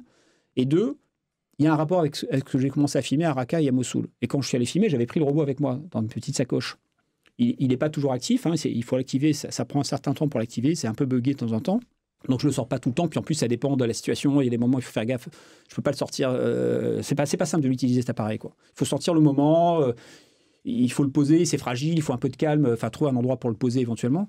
Là c'était tout sauf ça, là c'était le bazar, les gens couraient à droite, à gauche, il y a des gaz, des trucs, c'est pas pratique du tout, mais je l'avais quand même avec moi. Et donc je me dis, il y a un rapport avec ce que j'ai filmé. Pourquoi il y a un rapport avec ce que j'ai filmé ? Il y a un rapport quand vous analysez ce mouvement des Gilets jaunes-là, la réflexion que je me faisais à l'époque, je dis voilà, c'est un mouvement qui se structure grâce aux réseaux sociaux, grâce aux outils, smartphones en particulier, puis Facebook, tous ces trucs-là. S'il n'y a pas ces technologies, les frustrations existent, les personnes sont frustrées, ils partagent la même frustration, mais ils ne s'organisent pas. C'est un petit peu la différence qu'il y avait entre avant et maintenant, quelque part. Par ailleurs, l'information ne circule pas de la même façon. Là, maintenant, il y a une information qui circule en parallèle, qui contourne les médias officiels, etc. Donc, vous avez des personnes qui s'informent différemment, donc qui échappent à un certain type de contrôle qui est associé à l'information type pyramidale qu'on avait encore jusqu'à il y a peu de temps, quelque part, avec une presse, avec quelques titres de presse, quelques entreprises de presse dominantes. Là, on n'est plus tout à fait dans ce monde-là. Elle reste encore importante, cette presse-là, hein, mais on n'est plus dans ce monde-là. Donc vous avez d'abord, ce mouvement se fonde sur des technologies liées elles-mêmes à l'intelligence artificielle, algorithmique. Ensuite, vous avez le fait que ces technologies permettent aussi au pouvoir en place d'observer différemment et de s'informer différemment et de faire de la recherche de renseignements et de surveiller en fait la population de façon inédite également, parce que c'est pas seulement les gilets jaunes qui utilisent les technologies, c'est aussi le pouvoir qui s'en sert pour observer, surveiller, etc. Donc c'est absolument au cœur de ce qui se passe, dans les deux sens. La première partie, on l'a vu dans la façon dont ce mouvement est apparu, c'est organisé. La seconde partie, c'est-à-dire l'exploitation des datas, la collecte, l'analyse, l'exploitation des datas liées à ces technologies-là par le biais des smartphones, parce qu'il ne faut pas se leurrer, tous les manifestants sont pistés par le GPS où ils sont allés, combien de temps ils sont restés, qu'ils ont rencontrés, etc., voire plus, les smartphones sont tout juste aspirés dans leur contenu pour voir un petit peu ce qui circule. Ça, c'est fait, quoi. C'est en train de se faire, c'est en cours depuis des mois. Je peux vous assurer qu'il y a de la collecte qui est faite comme ça. La question, c'est que va-t-il sortir de ça derrière ? Est-ce que le pouvoir en place, qu'il soit celui du gouvernement actuel, du président, peu importe, hein, que ce soit celui de Macron ou pas, ou de telle entreprise, c'est pas la question, en fait.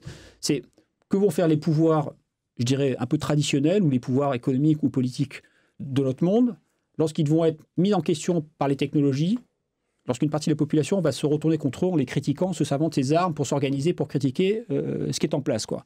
Que vont-ils faire ? Est-ce qu'ils vont réussir à inventer un autre type de société, un autre type de démocratie, entre guillemets, de gouvernance, etc. Ou est-ce qu'ils vont s'arc-bouter en disant, voilà, en fait, ces populations deviennent incontrôlables, pour faire court, ils nous emmerdent avec leurs trucs, là, on ne veut plus en entendre parler, on va se servir des technologies pour les mater, quoi. Donc pour les contrôler, alors on peut les mater de façon plus ou moins forte, on peut les mater en douceur, en orientant les comportements, en les détachant des préoccupations, des réflexions, en les divertissant, tout ça on connaît, mais on peut aussi s'en servir dans la répression, c'est-à-dire en se servant des datas collectées pour à un moment donné agir, arrêter quelqu'un, l'empêcher de sortir de chez lui ou autre. Et ça, c'est un petit peu ce qui est en train de se jouer actuellement. On ne sait pas de quel côté ça va aller. Donc moi, je vois tout ça quand je filme. J'ai tout ça dans ma tête, je me dis, en fait, ce mouvement-là, il est à la charnière de cette bascule, d'accord, d'un monde à l'autre. C'est un mouvement qui a un pied dans le monde traditionnel, c'est de la lutte dans la rue, c'est des confrontations physiques, c'est des gens donc, qui sont blessés aussi à coups de matraque ou autre, qui se prennent des LBD dans la figure éventuellement, LBD 40. Mais ça c'est le monde, je dirais, de l'humain encore quelque part, de l'humain presque traditionnel. Je dis pas que c'est bien ou pas bien, c'est juste... En revanche, on a un pied dans le monde qui arrive derrière. Les caméras de surveillance, la reconnaissance faciale, donc les algorithmes, la collecte des datas, etc. Et là, on est tous menacés. On peut tous être menacés par ça. Il ne faut pas se leurrer. Les discours sécuritaires actuellement, on sait très bien comment ça marche. C'est une sorte de dialectique. La sécurité, au nom de la sécurité, donc de la peur associée, on va rétablir l'ordre, les gens ont peur. On prend des mesures, légales ou autres, de plus en plus... liberticides, là je n'exagère pas en utilisant ce mot-là, c'est-à-dire des mesures de contrôle qui vont empiéter sur votre liberté individuelle quelque part. Et là, on dérive dans cette direction-là. Vous avez, il n'y a pas très longtemps, à Nice, une expérience qui a été menée, vous savez, sur des caméras avec une reconnaissance faciale.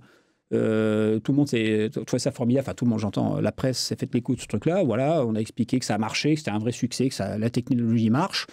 On sait déjà que ça marche. Les Chinois font pareil à une échelle 50 fois supérieure à ce qu'est la France.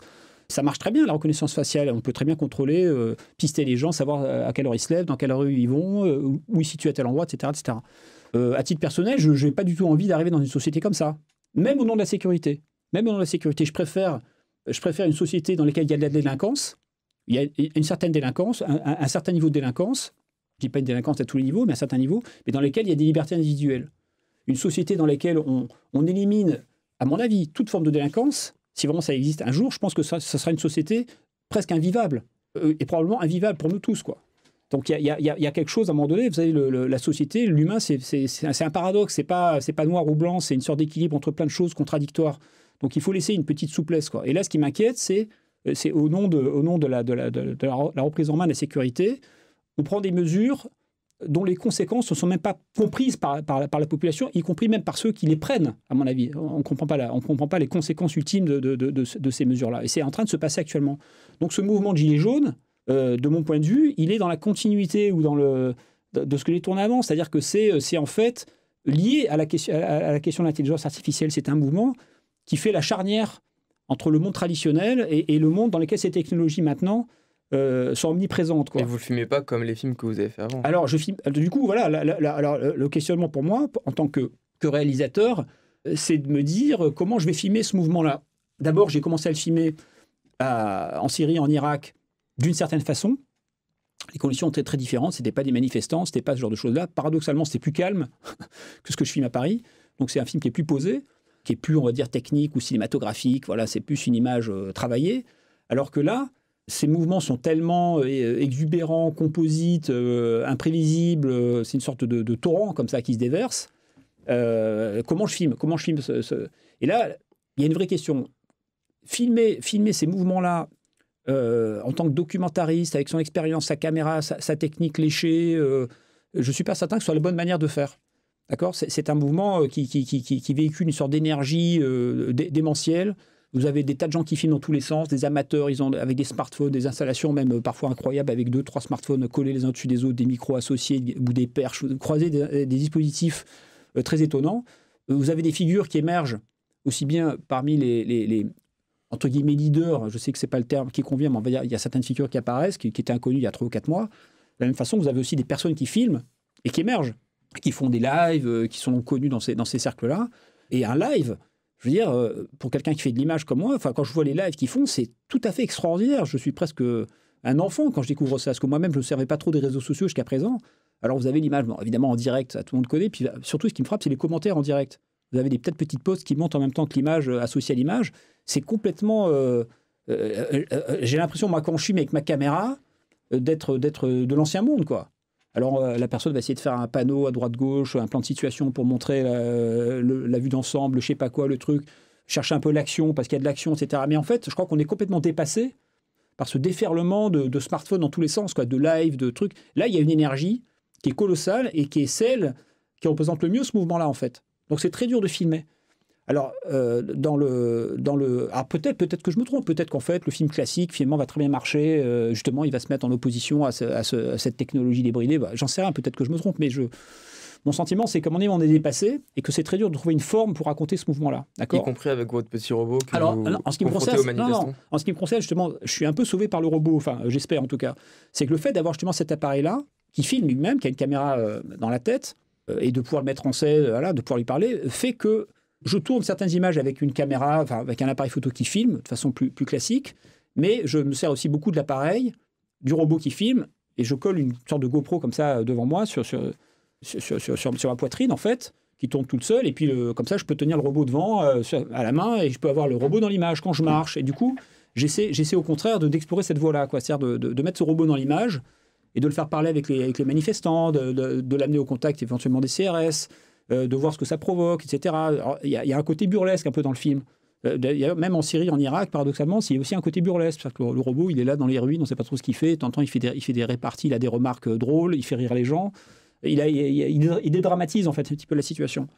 Et du coup, ce dispositif-là est peut-être ce qui me sauve, en fait. Parce que, en fait, quand je regarde mes rushs, actuellement, je n'ai pas encore vraiment monté, mais quand je regarde mes rushs, ce qui m'intéresse le plus, ce n'est pas les images les plus propres, léchées, maîtrisées, etc. C'est pas ça, c'est en fait ce robot en situation. C'est ça qui m'intéresse vraiment. Les gens qui viennent lui parler, qui font des petites remarques, ce côté un peu, justement, imparfait, presque amateur. Parce que le robot, il filme, quand je le tiens à la main, il tremblote, en plus, il n'est pas stabilisé, j'ai pas une sorte d'appareil pour le stabiliser. C'est presque une régression en termes d'image pour moi, mais en fait, c'est à mon avis ce qui correspond le mieux à l'énergie que je capte et qui est là, en fait, présente. Donc c'est une vraie question, et je pense qu'il faut aussi beaucoup intégrer justement ces images amateurs, des images des uns et des autres, quoi. Faire un film aujourd'hui sur les gilets jaunes dans lesquels on se contente de ces images, je ne sais pas si c'est très intéressant, quoi. Il faut arriver à trouver cette espèce de matière, d'en faire quelque chose. Tout ça, ça fait partie des enjeux, sachant que ce mouvement-là... Et vous comptez prendre en compte ces images amateurs dans le cas de votre film, mais que ce soit les images amateurs qui filment chaque acte des gilets jaunes ou même les images qui vous ont souvent filmé avec votre robot? Oui, je compte absolument, je compte les prendre en compte. Alors j'ai quelques idées, mais tout ça, ça s'invente actuellement, ça s'inventera aussi au montage. Mais oui, je compte. D'abord, vous avez des amateurs qui, même avec mon robot, qui filment le robot, qui me filment quand je filme, parce que ça intrigue. Donc je sais qu'il y a des images qui circulent où on voit des scènes où je suis avec cet appareil-là. Donc c'est assez drôle d'avoir aussi le point de vue de l'autre côté, parce que voilà, on est à multi, c'est vraiment multifacette, quoi.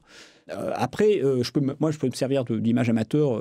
Comme n'importe quel réalisateur, je peux prendre un live et m'en servir. C'est à moi de trouver la façon de l'insérer, mais je peux aussi faire ingurgiter ces images à mon robot.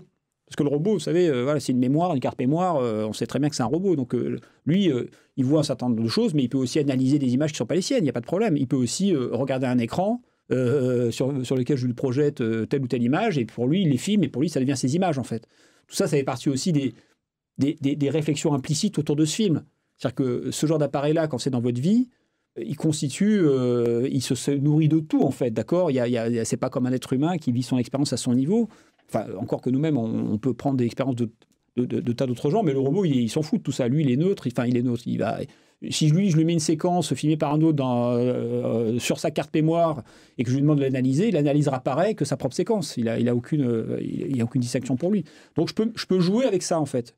Je peux carrément m'en inspirer, jouer, mettre en scène. C'est un petit peu quelque chose que je suis en train de creuser actuellement. Ce robot qui doit lui-même filmer ou récupérer les images d'autres personnes, quoi. Et du coup, il devient une sorte de regard collectif qui est en fait ce qu'est cet appareil. Au fond, il va constituer, lui, sa mémoire. Elle sera collective. Elle sera faite de plein d'autres choses autour de lui, quoi. Donc, il faut jouer avec ça. Sachant qu'il y a des gros enjeux. Voilà, encore une fois, c'est long. C'est pas forcément le moment pour en parler de tout ça, mais il y a des gros enjeux quand vous avez un appareil comme ça, justement, de mémoire, mais de mémoire dans le sens... à un moment donné, je suis avec cet appareil à Mossoul, et je me fais expulser de la ville pour la énième fois, parce que là-bas, c'était toujours le chat et la souris entre les patrouilles. Ils ne voulaient pas qu'il y ait de la presse, en fait, à certains moments, parce qu'à l'époque, il y avait quelques djihadistes qui étaient exécutés il y avait la chasse aux djihadistes, aux derniers djihadistes. Il y avait beaucoup de gens qui étaient tués comme ça, des balles dans la tête. Donc, ils ne voulaient pas qu'il y ait de presse. Je me fais expulser, et je tourne une petite scène avec le robot. Je suis dans la ville à Erbil, là où je suis reparti, avant de retourner le lendemain. Et je parle à l'appareil, je le mets en scène, et je lui dis, voilà, tu sais ce qui m'est arrivé, j'ai été chassé de Mossoul par le général. Voilà. Je lui explique ça en anglais. Et je filme la scène en me disant, on verra bien. Et quand je rentre à Paris un mois et demi après, j'étais en train d'enregistrer le robot pour faire des petites choses avec lui. Je le mettais en scène, je faisais des tests. Et je ne sais pas pourquoi, au milieu des tests, je lui posais des questions. Et à un moment donné, le robot, il me dit, tu sais quoi, j'ai été chassé de Mossoul par le général. Et je n'avais pas posé de question là-dessus. C'était, je sais pas qu'est-ce qui a déclenché dans ma parole cette réponse. J'en ai aucune idée, mais c'est ce qui me répond. Et là, je suis resté complètement interloqué. Je sais que c'est un appareil, que c'est un robot, que c'est machin, que c'est... Et il y avait... Je me suis dit, ça c'est... J'ai souri sur le moment, j'ai rigolé comme si quelqu'un comme si un être humain m'avait sorti cette réplique-là, ce souvenir-là. En plus, lui aussi, il a été chassé en même temps que vous. Non, mais c'est-à-dire qu'en fait, à un moment donné, ce que je veux dire par là, c'est qu'en fait, mon souvenir n'est plus mon souvenir. Il s'approprie mon souvenir quelque part. Il s'approprie mon souvenir. Sauf que l'appareil, et ça c'est un enjeu qui est très important dans ces appareils-là aujourd'hui, et d'ailleurs sur Internet ou ailleurs, c'est que ces appareils-là, ils ne fonctionnent pas comme la mémoire humaine. La mémoire humaine, si vous étudiez les neurosciences, c'est très intéressant ce qui se passe dedans depuis des années. Il faut absolument lire les neurosciences aujourd'hui, c'est fondamental. La mémoire humaine, elle filtre, elle retravaille en permanence les faits enregistrés, les entre guillemets faits enregistrés. En fait, il n'y a pas de faits vraiment en tant que tel enregistrés. C'est toujours des choses associées à des charges émotionnelles, à des moments, des lieux, etc. Et en fait, les études sur la mémoire montrent qu'elle est malléable. Elle est sans arrêt en train de se reconstruire, la mémoire humaine. On réinterprète sans arrêt le passé en fonction de son intérêt du présent, de ce qu'on vit, etc., etc. Donc il y a une mémoire qui filtre. On ne va pas tout garder en mémoire non plus parce qu'on serait saturé de choses inutiles. Donc on filtre un certain nombre de choses, on garde un certain nombre de choses qu'on reconstruit en permanence par rapport à ses intérêts, je dirais, du moment, quelque part. Et là, l'appareil, ce robot-là, ou tout ce qui évoque cet appareil-là, tout ce qui va lui ressembler, c'est au contraire quelque chose qui va tout mémoriser. En tout cas, si vous voulez se brancher, il va enregistrer tout ce qui se passe, d'accord ? Et qui va éventuellement tout garder ad vitam aeternam, tel quel, sur Internet ou ailleurs. Et donc, à un moment donné, il y a un conflit de mémoire qui va vous arriver. C'est que même si l'appareil, il m'accompagne et que c'est mon petit compagnon de voyage, et à un moment donné, il va me ressortir des trucs, voire des phrases que j'ai pu dire il y a X temps, que je n'assume plus aujourd'hui, que j'ai oublié d'avoir dites, par exemple. Et comme parfois, ça nous arrive à tous, un vieux copain vous dit « Mais attends, tu dis ça aujourd'hui, mais rappelle-toi, il y a 2 ans, tu disais complètement autre chose. » Toi, tu es là « Mais je n'ai jamais dit ça il y a 2 ans, c'est pas vrai, je pensais pas comme ça. » « Mais si, tu disais ça, j'étais là, rappelle-toi. » « Mais je n'ai jamais pensé comme ça. » Alors que là, vous avez la preuve. Le robot, lui, il va tout garder en mémoire et finalement, il va vous concurrencer dans votre propre mémoire. Ce qui est un vrai problème, hein, parce qu'on l'a déjà sur Internet. C'est-à-dire qu'avec ces notions de droit à l'oubli, vous faites des choses, vous êtes ado, vous faites des conneries, vous prenez des photos avec vos copains, vous dites des conneries, etc. Ça vous suit toute votre vie. Et puis 5 ans après, on vous dit, regardez, vous avez dit un truc, là vous étiez raciste, là vous étiez manqué de respect pour l'Église ou pour je sais pas trop quoi, vous défendez le terrorisme, peu importe, vous pensez à gauche, alors vous êtes de droite ou de droite, vous êtes à gauche, etc. Donc on se sert en fait finalement d'une espèce de non-oubli intégral associé aux technologies pour finalement venir vous attaquer dans votre subjectivité individuelle, ce qui est un vrai problème, parce que, encore une fois, moi je pense, c'est même pas que je pense, les neurosciences pour ce qu'elle montre que cet être humain, il est subjectif, malléable et reconstruit. C'est associé encore une fois, à l'enjeu de l'humanité. Ce que l'humain, c'est ça aussi. Si vous lui dites maintenant, on veut une machine parfaite qui n'oublie rien, qui soit absolument impartiale sur ce que vous avez dit, etc., je pense qu'on sera notre premier ennemi. Le principal ennemi de ce que nous sommes, ce sera nous-mêmes, c'est-à-dire ce qu'on n'aura pas oublié de nous-mêmes, ce qu'on aura fait avant, etc., etc. Donc ça, ce sont des questions très profondes, quoi. Et ce sont des questions qui, pour moi, sont apparues dans la lumière, quelque part, en me servant de cet appareil-là, sur des formes parfois anecdotiques. Le petit robot qui vous rappelle Mossoul, etc., etc. Donc tout ça fait que ce film-là, il n'est pas simple. C'est un film qui est compliqué, qui s'invente, qui est plein d'imprévus. Il y a ce mouvement des gilets jaunes au milieu, c'était totalement imprévisible. Mais au fond, je pense avoir fait le bon choix. C'est-à-dire que, aussi bien parce que maintenant, on parle absolument partout d'intelligence artificielle, je peux vous assurer qu'il y a 1 an et demi, c'était pas le cas. Ça s'est accéléré en l'espace de quelques mois. Hein. Maintenant, il y a des conférences sans arrêt, des thématiques partout. C'est vraiment ça, c'est la première chose. Et parce que, au cœur de ce mouvement gilet jaune, qui était apparu de façon, c'était imprévisible, mais finalement, ces questions sont au cœur de ce mouvement-là.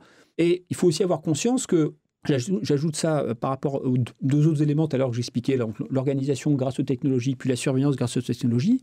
Ce qui est aussi fondamental, c'est que ce monde de déploiement des algorithmes dans lequel on est entré quelque part, c'est un monde qui va déstabiliser profondément l'ensemble de notre planète, j'entends au sens culturel, au sens civilisationnel du terme. L'intelligence artificielle se déploie à tous les niveaux, donc ça met en question le monde du travail. On sait qu'il y a des tas de métiers qui vont disparaître parce qu'ils ne seront plus adaptés, ils vont être complètement obsolètes. Donc il va y avoir énormément de cas. Si vous mettez la voiture autonome dans toutes les villes du monde, il n'y a plus de chauffeurs de taxi. Je vous laisse imaginer, d'accord vous croyez que les chauffeurs de taxi, alors à Paris, à Mexico, c'est des métiers que plein de gens peuvent faire, qui permettent à des tas de gens de survivre. Si d'un coup vous dites, voilà, il n'y a plus de chauffeurs de taxi, ils vont faire quoi? Vous croyez qu'ils vont devenir codeurs? Ils ne vont pas devenir codeurs. Tout le monde ne va pas devenir codeur en 3 semaines. Ils vont juste perdre leur emploi. Donc, ces personnes-là ne vont pas accepter que ça se passe comme ça. Lorsqu'on va leur mettre cette réalité sous le nez, je suis certain qu'il va y avoir des soulèvements. Il va y avoir des gens qui ne vont pas accepter. Et ça, cet exemple, on peut le multiplier par des centaines. D'accord? Ça veut dire qu'en fait, ce monde dans lequel on arrive, si vous ajoutez à ça les enjeux climatiques, si on prend pour argent comptant qu'il y a un réchauffement lié à l'activité humaine, bien sûr, la déstabilisation que ça opère, que c'est déjà en train d'enclencher, les réactions déjà qu'on voit maintenant dans les milieux étudiants, etc., par rapport à ces questions, on arrive dans une espèce de monde complètement chaotique, qui est extrêmement déstabilisant, très angoissant, avec une espèce d'angoisse diffuse. Et je pense que l'être humain va se sentir, et se sent déjà menacé par ça, et va avoir des réactions imprévisibles. Comme avec les Gilets jaunes, on va avoir des réactions, on n'a même pas idée. Des gens qui aujourd'hui condamnent ces mouvements-là, on dit oh, ce sont des violences, attendez de voir ça en 5 ans, vous êtes notaire, vous êtes avocat, si vous perdez votre métier avec les algorithmes, on verra comment ces gens-là vont réagir à ce moment-là, quoi. Est-ce que vous pensez qu'on va juste accepter en disant les algorithmes c'est génial? Parce qu'au fond, mais pourquoi en fait? C'est quoi l'intérêt d'avoir des algorithmes partout? On nous vend que c'est meilleur pour l'être humain, mais je ne suis pas certain de ça, d'accord? Il y a des moments, en tout cas, pour certains trucs, on peut dire oui, d'accord, mais pour d'autres, on dit on ne voit pas l'intérêt réellement. En quoi est-ce qu'on est gagnant, quoi? En quoi est-ce qu'on est gagnant en tant qu'être humain qui vit une existence évidemment, si vous concevez l'existence comme étant un petit rouage sur un tapis roulant, vous rentrez sur le tapis, vous avez 15 ans, vous en sortez, vous en avez 85. Bon, pour vous, c'est pas très grave, mais si vous avez la conception de l'existence comme étant une découverte, un petit peu comme ce que j'ai dit tout au début, une sorte de curiosité, d'aventure, comme ça, plein de choses, je ne vois pas en quoi les algorithmes qui vont me dire ce que je vais faire demain, après-demain, m'interdire de faire ceci ou cela, contrôler l'ensemble de mes faits et gestes, comme on dit aujourd'hui, mieux me connaître que moi-même, je ne vois pas en quoi ces algorithmes vont me déployer, en tant qu'être humain, vont me permettre de me déployer, quoi. Ils vont au contraire rogner ce que je suis profondément, ou ce que je pourrais être profondément. Merci d'avoir écouté cette première partie de cet entretien exceptionnel de plus de 4 heures que nous a accordé Florent Marcy. Rendez-vous au prochain épisode pour la deuxième partie, où nous aborderons son parcours depuis ses 20 ans, ses premiers films et les premiers conflits qu'il a couverts. À bientôt.